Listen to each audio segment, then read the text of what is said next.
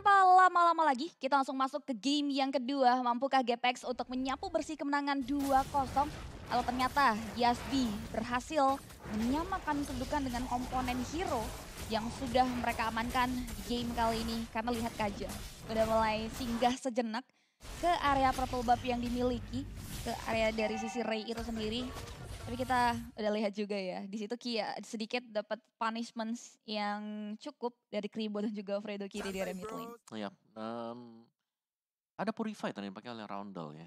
Yang menggunakan Purify dan juga Mystery Shop. Tapi untuk backup-annya, ini Ziggy berarti banget sih. Memang 3 bisa di knock up ke atas, tapi bukan jumlah yang menarik kalau kita lihat di area dari XP-nya. Untuknya memang masih ada pasif dari sini. Oke, mereka berkumpul karena nantinya bakal melakukan setup di area objektif Turtle juga yang berada di area posisi berdekatan dengan EXP lane. Ziri harus tumbang, tidak ada escape tools tambahan. Di menit pertama ada 1 buah poin yang berhasil diamankan oleh tim Yasbi. Bisa menjadi satu dorongan juga untuk mereka di menit-menit selanjutnya.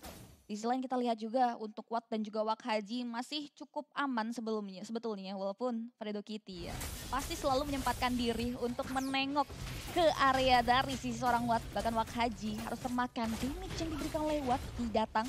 Berikan satu bantuan untuk maju ke area lini depan, Watt masih bisa mundur. Dan sebelum pulang sih Wak Hajinya menyelesaikan terlebih dahulu untuk clearing terhadap wave minion di area bawah. Oh ya, dan bahkan keunggulan kecil tadi untuk GPX di mana Wattnya masih stay di sana. Dia nggak perlu untuk recall kembali ke belakang, masih bisa ditahan semuanya. Dan yang menariknya adalah GPX untuk di top lane-nya. Meskipun memang tadi Ziri tumbang ya, terkena sebagai, tapi Lapunya juga harus recall. Jadi gak ada advantage yang memang berlebih untuk tim Yasbi sejauh ini ya. Karena kenapa Yuzong di-ganking di awal-awal? Kan dia belum punya power. Yeah. Ketika dia punya level 4, dia udah punya naga Black Dragon Form. Itu bakal susah untuk bisa nyentuh ke posisi dari XP lane dari GPX. Setup dari Turtle juga bisa dipatahkan, tapi GPX yang belum mendapatkan keunggulan, mereka cenderung memilih untuk tidak melakukan kontes. Turtle berhasil di-secure tanpa ada gangguan yang berarti total 2 poin objektif di sini yang berhasil diamankan oleh teman-teman Yasbi. Lihat pertikaian yang terjadi di area sisi mid lane. Ada Black Shoes yang di-trigger oleh Fredo Kitty juga keluar dari seorang Roundel, tapi lihat Ziri lagi-lagi mendapatkan gempuran yang cukup signifikan dari seorang Yans dengan lapu-lapunya. Tapi untuk kali ini Ziri masih bisa sustain, masih bisa survive juga. Dan kalau kita lihat juga belum ada pergerakan yang pasti dari GPX berbeda dengan game yang sebelumnya ya. Mereka cenderung coba untuk mencari celah terlebih dahulu dan nungguin momentum lebih tempatnya untuk bisa dapetin objektifnya. Tapi Divine Judgments udah mulai mengarah ke area satu pemain, Kribo harus tumbang tanpa adanya pertukaran. Dan mereka udah mulai kehilangan objektif yang cukup mendalam di sini, Om. Iya, untuk GPX mungkin ya, seperti ini mereka karena ada Kaja sih, balik lagi Kaja dengan Defense Judgment yang bisa ambil satu, membuat memang kuat dari Yasbi untuk di early-nya. Tapi ketika masuk ke mid game-nya, waktu nanti ada si Ziri bisa join team fight, ini bakal enak banget juga. Dan ya kita tahu bagaimana Fredo dengan Cho adalah salah satu hero power dia sendiri. Ya, stun effect mulai mengarah ke area Fredo Kitty. Airborne juga ditendang dengan daya satu buah Fragan terlalu tebal. Yang tendang adalah Joy. Tidak ada damage tambahan juga yang datang dari seorang Watt yang masih masuk level kelima. Membuat dari setup tersebut hanya satu buah teori ancaman semata dari GPX. Ya dari talentnya juga ini ada Magic Worship yang dipakai. Ada Effect Burn berhadapan dengan Mystery Shop. Jadi dari kedua mid laner kita sekarang Wak Haji dia udah punya Corrosion Sight. Satu item wajib pertama untuk marksman dengan tipe attack speed ya. Dan dari talentnya juga ya Pull Yourself Together untuk tanknya. Untuk roamer yang berarti Ki punya waktu lebih cepat untuk melakukan flicker 102 second nanti. 102 second. Dan ini yang bisa dimaksimalkan dan juga jadi poin tambahan tentunya ya bagi seorang Ki. Turtle yang kedua tidak ditinggal diamkan gitu saja oleh GPX yang sudah mulai masuk ke ranah pertahanan. Tapi nampaknya GPX memilih mundur secara teratur kali belakang. Blazing Duet hanya coba untuk melakukan clearance terhadap wave ini. Tapi lihat Kribo tertinggal dari rombongan dan bahkan harus di pick off.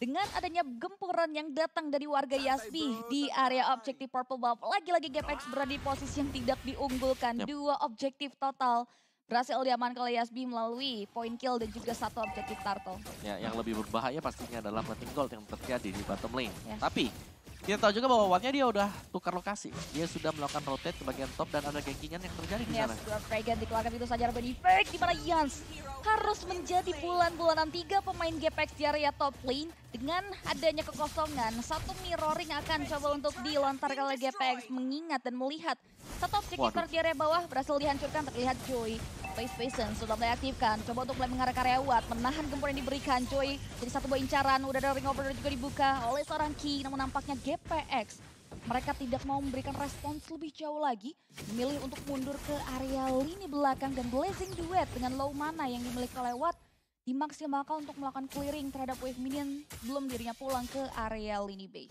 Ya, akan kembali ke base juga ya. Tapi sebentar waktu ini purple buff-nya lagi diinvasi juga ternyata oleh tim Yasbi. Hanya menyisakan yang kecil, berarti untuk respawn time-nya bakal lebih lama dikit juga. Ya untuk purple buff-nya dan GPX memang mereka dalam bahaya. Tapi bahayanya juga ini masih di mid game-nya. Masuk ke menit 5 yang ke atas, ini akan menjadi tugas untuk Roamer. Flanking game yang bakal flicker di follow up. Dengan yang satu buat decimate, Dwarf Dragon yang cantik datang dari seorang Fredo Kitty mampu untuk membuahkan satu poin kill. Yans harus tumbang dan berhenti. Sampai di sana dimana GPX belum mau terlalu dalam. Merasa cukup puas setelah berhasil menculik satu EXP lane yang dimiliki oleh Yasbi.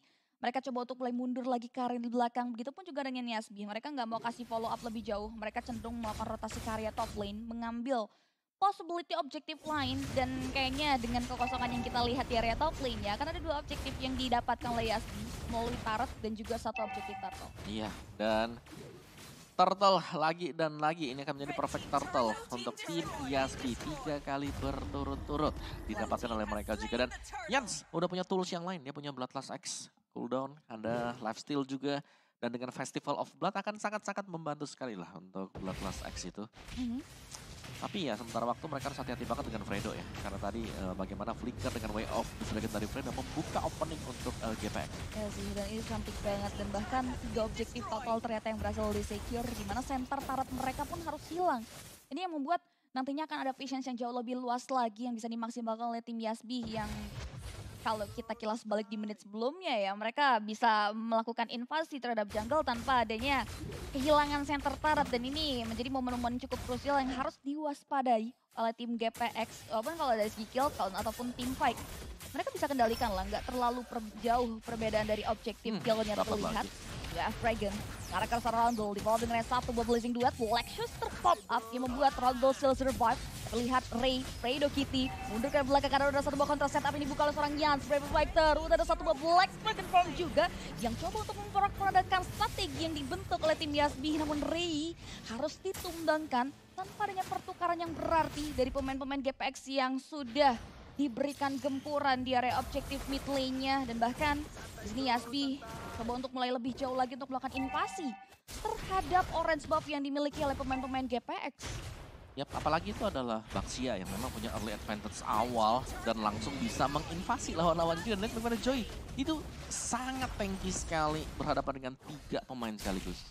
Harus hilang gitu aja ya. Rondel gak ada lagi Black Shoes yang bisa dimaksimalkan sehingga dirinya harus terculik. Tapi Joy mengaktifkan satu buah Turtle Presence-nya. Damage yang diberikan oleh Kribo dan kawan-kawan masih belum cukup maksimal. Sehingga jungler dari tim Yasbi masih cukup kuat untuk menahan. Dan ada space yang berhasil dimaksimalkan oleh Wakaji di area bawah. Selagi GPX tadi sibuk untuk menahan Yasbi di area orange dan juga turret top lane.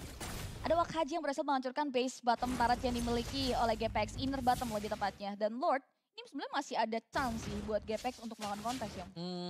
Iya, tapi ngandelin si Fredo banget nih. Mungkin setupnya harus manis, harus masuk juga, cuman jangan lupa itu ada Kaja. Kajanya udah enak banget dari tadi. Jarang kita lihat Kajanya yang inisiasi Flicker misalnya dengan Defense Judgment. Dia tinggal nunggu karena semua inisiator ini dipakai oleh GPX. Cow Flicker, terus juga Martin yang bisa tiba-tiba buka. Masih ada lagi Blazing Duet dengan Battle Mirror Image-nya. Dan ini membuat Wahaji juga ya udah dia tinggal nunggu di belakang, item-itemnya juga tadi sudah selesai, ada Wind of Nature. Jadi nanti berhadapan dengan Cloud juga ini Wahaji sudah sangat-sangat siap sekali. Terlihat Fredo Kitty menarik ke arah Wakaji, tapi Wakaji masih bisa mundur dan bahkan flicker ke belakang. Z dengan area satu Black Dragon Form bakal coba maju ke depan ke altar yang ternyata harus di-take down begitu saja dengan damage yang diberikan oleh Wakaji. Double kill, inisiasi serangan yang dilakukan GPX harus dipatahkan dan bahkan Ripple kill berhasil dimaksimalkan seorang Haji. Udah ada satu buah damage dikeluarkan oleh Divine Judgments. Tapi satu buah last hitan bahat datang dari seorang Roundel.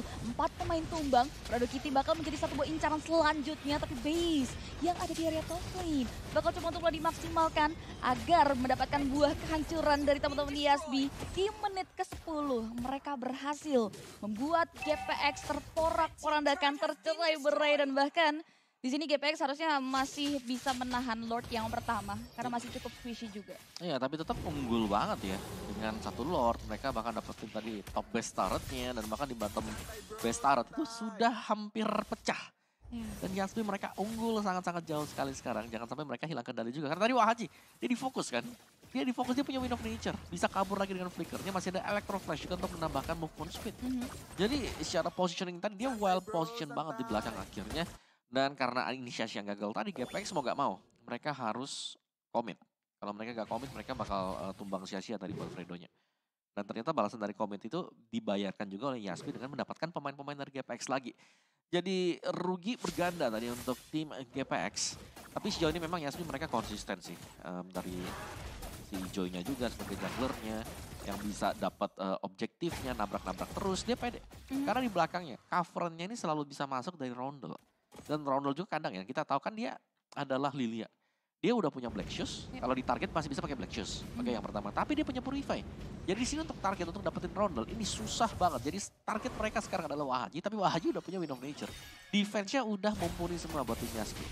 Udah berat banget ya, attack speed-nya juga udah mulai terasa banget dengan area space yang berkali-kali berhasil dimaksimalkan lewat Haji. Ini persis dengan Watt di game sebelumnya ya, di mana Yasbi berhasil membuat Kari. Memang di area early bakal struggling ketika berhadapan dengan Watt, tapi masuk menit ke-11 seperti yang sekarang. Kita lihat bagaimana finansial juga dikendalikan sepenuhnya oleh tim Yasbi. Wakaji udah membuat power yang membuat GPX kesulitan untuk bisa menangkal tersebut. Bahkan terbukti dengan adanya inisiasi Fredo Kitty.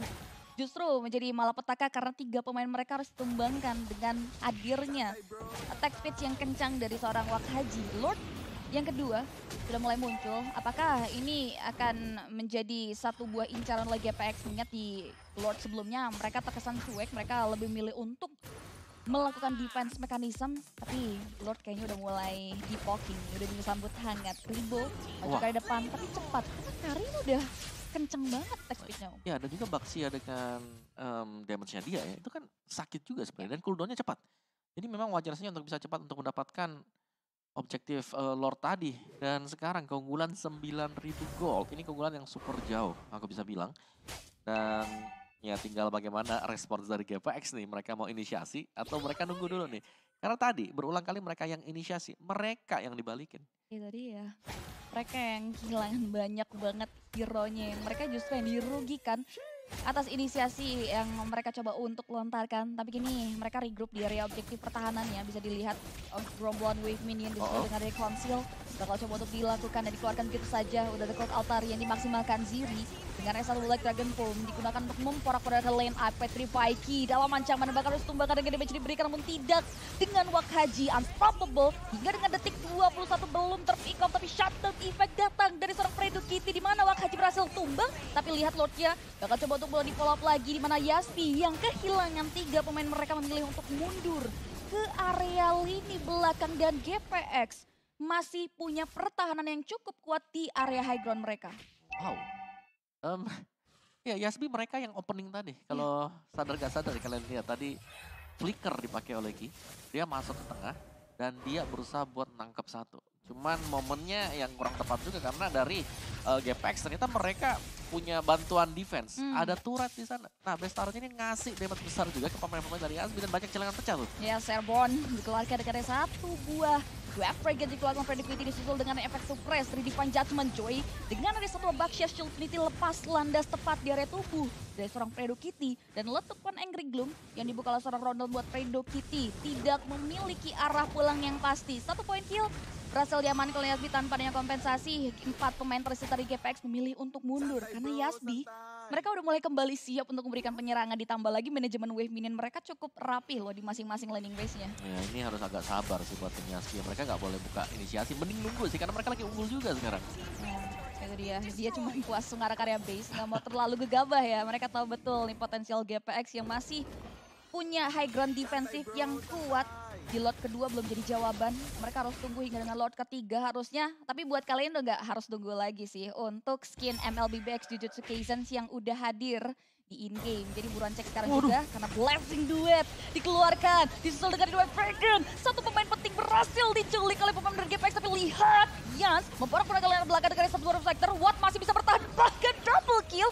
Berhasil disecure seorang Ray. Belum berhenti sampai di sana, di mana Kribo harus tertinggal dari rombongan dan berhasil diculik oleh seorang Joy. Yang membuat dua pemain tumbang ditukar dengan satu pemain beriringan dengan hadirnya Lord yang ketiga. Nah, itu movement yang bagus banget dari GPX dan mungkin itu yang mereka cari juga. 5.000 gold cap jadi 3.000 gold cap. Dua tumbang Wahaji Yans.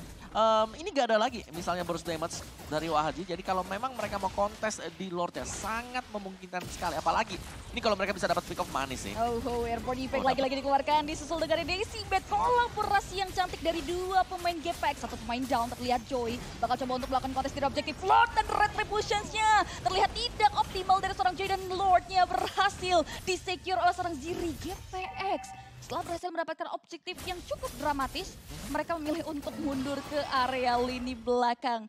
Lihat di mana tim Yasbi harus langsung meng-create 2 immortality di sana. Iya, tapi itu gila banget sih GPX, luar biasa ya. Satu momen mereka ciptakan untuk mendapatkan Lord. Dan Lordnya juga mereka dapat meskipun tadi ya retry-nya miss. Masih ada Dragon Tail mungkin ya tadi dari si Ziri buat mengamankan Lord tersebut. Jadi belum ada masalah sama sekali dan ya dengan munculnya Lord ini bisa jadi ini kita akan melihat adanya best turret yang pecah juga dari Yasbi. Harusnya sih lihat center turret yang sudah dijaga sejak dini harus hancur di menit ke-16. Ini membuat GPX bisa memperluas kapasitas mereka lagi untuk masuk lebih dalam ke pertahanan tim Yasbi. Lord bakal dibiarkan sendirian di area sana. GPX yang tadi networknya udah tertinggal cukup jauh kini. Mereka mengendalikan di angka 1000 kurang lebih.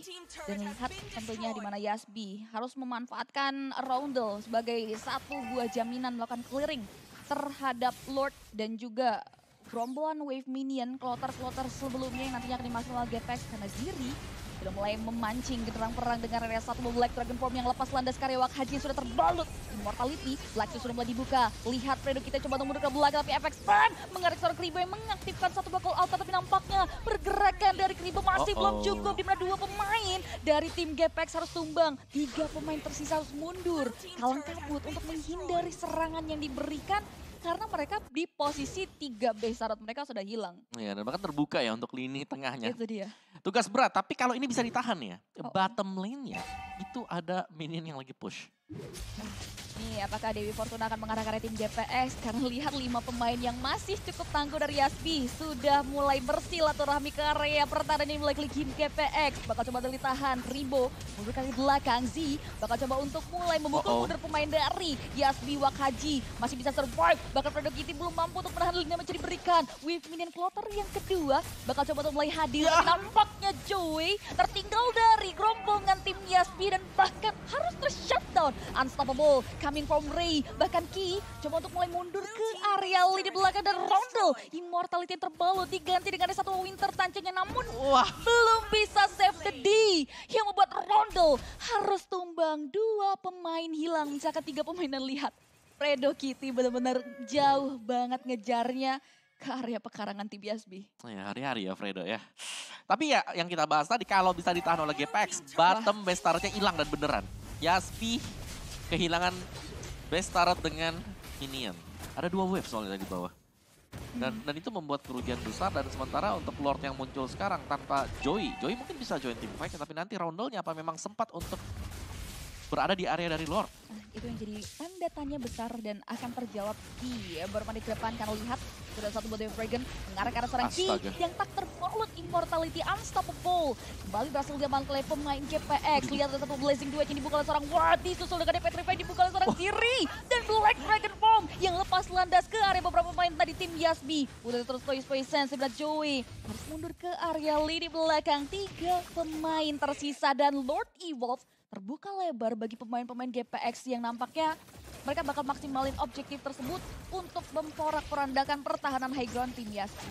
Iya, dan lihat bagaimana tabrakan demi tabrakan dari GPX itu Fredo salah nendang ya. Gak apa-apa kita lihat, tapi ada minion wave yang masih hadir sekarang. Masih ada juga Evolve Lord yang bakal hadir untuk GPX. yang membuat di sini adanya satu buah serangan juga distractions ya. Cukup meriah datang dari GPX di mana 4 pemain mereka regroup di area objektif tersebut dan Ray sudah sangat mampu untuk melakukan solo Lord dan Yasbi. Mereka harus kehilangan Yans di mana untuk menit 20 permainan yang harusnya bisa membuat GPX backline-nya tuh terporak-porandakan dengan Yans ini udah mulai terbaca sih. Iya, Yans dari udah item. mulai struggling. Benar, dari item build juga udah pasti ya. Jual beli antara Wind of Nature Winter atau bahkan dengan Immortal yang terjadi. Menit 20 ke atas, Lord sudah evolve dan jangan lupa GPX mereka tim yang berani untuk nabrak. Karena ini nabraknya bukan ngasal ya. Di belakang itu ada Faramis. Tiap kali mereka nabrak ada Blessing Duet, selalu ada Cold Altar juga yang berjalan beriringan bersama dengan pemain-pemain GPX yang lain. Itu dia, dan ini yang membuat dari teman-teman Yasbi belum siap sih akan serangan unpredictable tersebut. Ditambah lagi tim GPX di sini udah mulai memberikan space terhadap Lord Evolve mereka di area top lane. Ray juga udah mulai coba untuk melakukan clearing terhadap wave minang karena beberapa langkah lagi Lord tersebut akan menjajaki high ground defense yang dimiliki oleh tim Yasbi. Terlihat mereka sudah mulai berkumpul di area krusial tersebut. Konsil sudah boleh diaktifkan. Black Dragon Pong bakal sudah mulai diamankan oleh seorang Ziri. Maju ke belakang, Wak Haji menjadi incaran Ziri. Coba untuk mulai menghilangkan fokus dari seorang Wak Haji. Lordnya masih bisa di meltdown, tapi satu pemain dari GPX harus tumbang begitu saja. 4 pemain lainnya masih belum bisa memaksimalkan Lord di mana serangan counter dari Yasbi mengarah ke area objektif yang dimiliki. Udah satu Divine Judgment, efek super hadir begitu saja dan Godlike berhasil diamankan oleh Ray. Double kill berhasil di-secure dan satu pemain tersisa dari Yasbi pun berhasil diamankan. 2 pemain udah mulai coba untuk mengarah ke area objektif wave minion yang bakal dimaksimalkan karena lihat manajemen dari GPX berhasil membuat mereka mendapatkan kemenangan